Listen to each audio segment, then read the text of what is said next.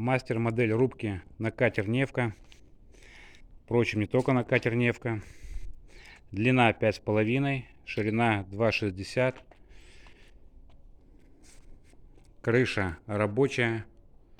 Изначально в матрице будет рифленое покрытие, которое позволит по этой крыше перемещаться, загорать, рыбачить и так далее. Здесь смотровые стекла, лобовые стекла, проход.